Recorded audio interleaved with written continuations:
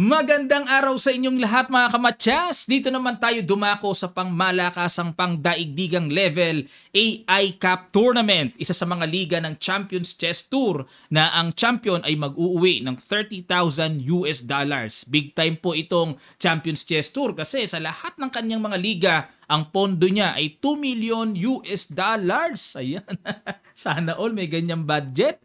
Okay, at nasa winners bracket, semi-final round ang i-analyze natin. Pumili lang po ako ng best game between world number 1 Magnus Carlsen and former world championship challenger niya na si Jan Nepomniachtchi. Talagang maliit ang mundo sa kanila, no? Sila't sila din ang naglalaban. Ito pong si Nepo, katsa-champion lang nitong nakaraan sa Levitov Chess Week. Kaya matindi rin yan. Okay, time control, 15 minutes plus 3 seconds increment, 4 rapid games, unahang maka 2.5 points, panalo na para ma-maintain sa winners bracket. Okay, sa end part ng video, a-update ko po kayo sa kanilang bracket.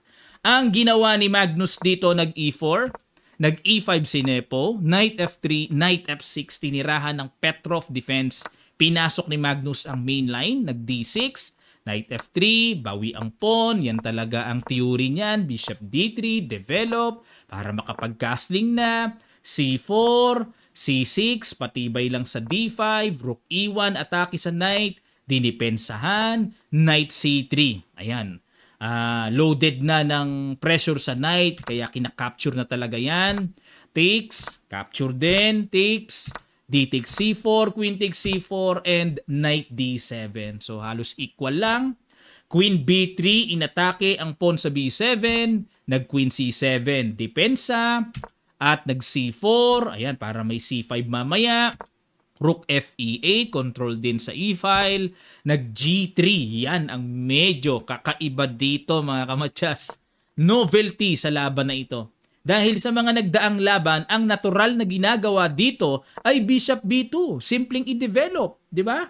At para protektado ang tore talaga sa back rank. Pero dito, nag-G3 lang. Bagong sangkap ni Magnus. Nag-B6 para walang C5 mamaya. At nag-Bishop B2, Bishop F8, A4, ayan, para may basag A5 mamaya. At nag-A6, King G2, H6, kinapture na, capture, at nag-Bishop C1. Saan pupunta? Sa F4. Nag-Rook B8. Bakit naman nag-Rook B8? Mag-B5 ba? Queen C2. Nako, ito na yung moment ng may mga islug-islugan time. Kung sino ang mainip at bumigay, tapos. Kailangan matibay sa islug-islugan eh. Rook E8, A5. Ayan na. At nag-B5 lang. Pinanatili lang ni Nepo na solid ang kanyang pawn structure. Kasi ito pong A5 ay technique ng pagpapahina ng pawn structure. Halimbawa, capturein yan. Magsi-C5. Tapos, babalikan yan. Pwedeng mag-Bishop D2, mapipitas din yan. At kapag napitas yan, next in line na aatakihin dyan ay ang weak A6. Kaya matindi ang bitaw ng mga sacrifice nila, no?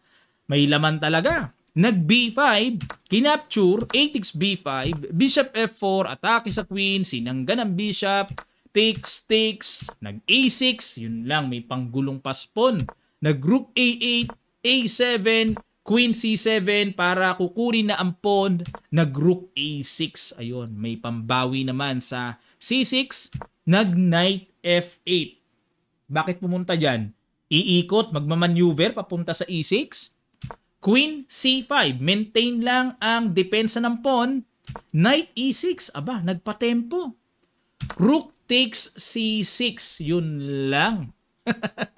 Kumarga na naman ang bigat dito ng lalim, ano? Nakathreat ang queen, pero kumounter threat.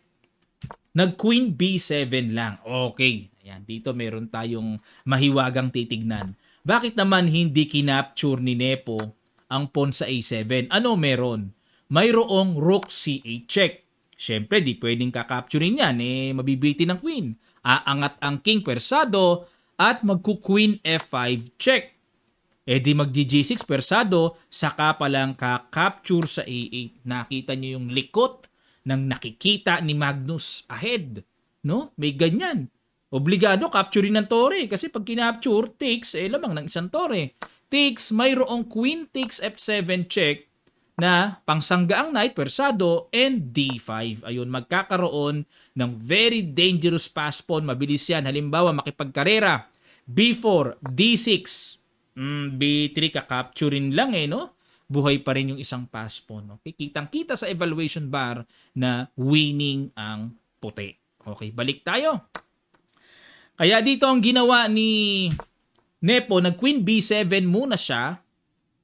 Ayun, nag-Queen B6. Rook takes A7, D5. Talagang ang daming pang mix ng... Natutuwa ako, no? Ang ganda. Laging may pang mix si Magnus sa panggulo talaga, di nauubusan.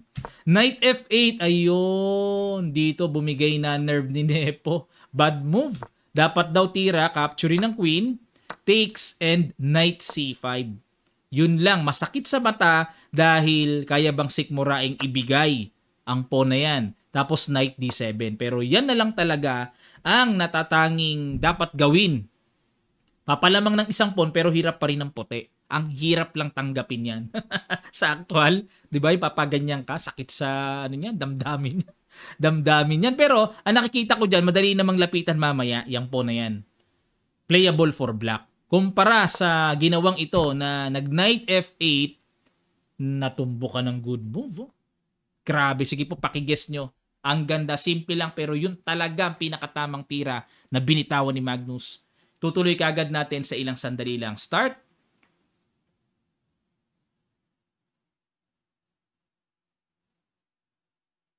Maraming salamat, mga kamatsas. Queen C5. Para sa akin, excellent move yan. Grabe ito. Kasi ang threat niya ay magdurok C8. Ayun, no? Grabe talaga. Nag-Knight D7, another bad move na naman. Hindi nakikita yung mga malalim niyang tira talaga. Dapat daw dito, Knight G6. Kaso, mahirap na naman itong maunawaan kasi nandito ang bakbakan Biglang ililipat sa king side.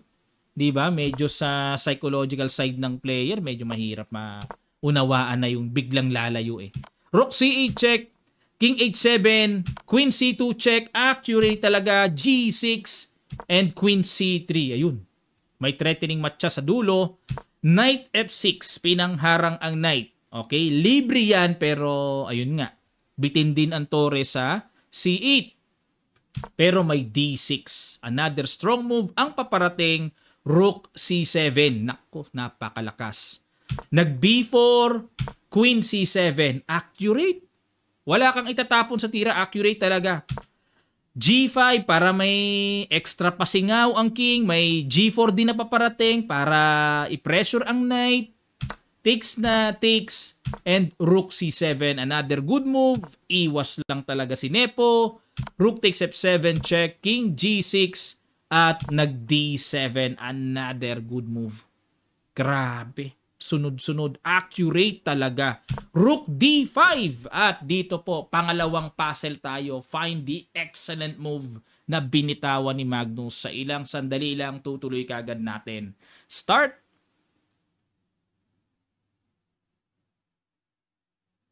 Maraming salamat mga kamatsas. Ang tindi. Parang stockfish talaga. Knight E5. Excellent move. Woo! Mapapasipol ka talaga. Nag-King F5. Hindi pwedeng capturein ang knight na yan kasi may rook takes and promote queen. Okay? Kaya dito pwersadong mag-King F5 pero another accurate move, Knight G4. Walang humpay na excellent move ang binitawan ng binitawan dito. Nag-King takes G4 na lang. Baka napapatanong kayo, Coach, ba't kaya hindi kinapture yung pawn? Kakapturing kasi yan. O di capture, Coach, may bawi. F3 check. King H5, G4, King H4. Matchas. Grabe ka sharp ang accuracy ng nakita ni Magnus dito. King takes G4, Rook takes F6, King H5 at dito nag-H3. Threatening G4, King H4, then Rook takes. Mamamatchas ang Black King. O halimbawa, mag-G4 dito, another excellent move. Rook F5 check, sacrifice para malihis at makapromote ng Queen. Napakataas ng kanyang accuracy percentage mga kamatsas. Mamaw talaga.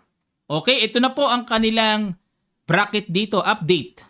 Okay, si MBL po ang kanyang nakatapat sa finals. Actually, tapos na po ito. Ia-analyze ko. Pipili ako ng best game nila sa kanilang pinali at ia-update ko rin po kayo. At isusunod din naman natin yung Speed Chess Championship between Carlsen and Nakamura ha.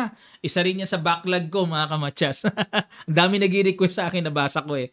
So, isusunod ko rin yan at papasadahan din natin pag may time pa ang laro naman ni Meow Meow sa kanyang ongoing World Junior Chess Championship na ginaganap ngayon sa Mexico City. Ayan, maraming salamat!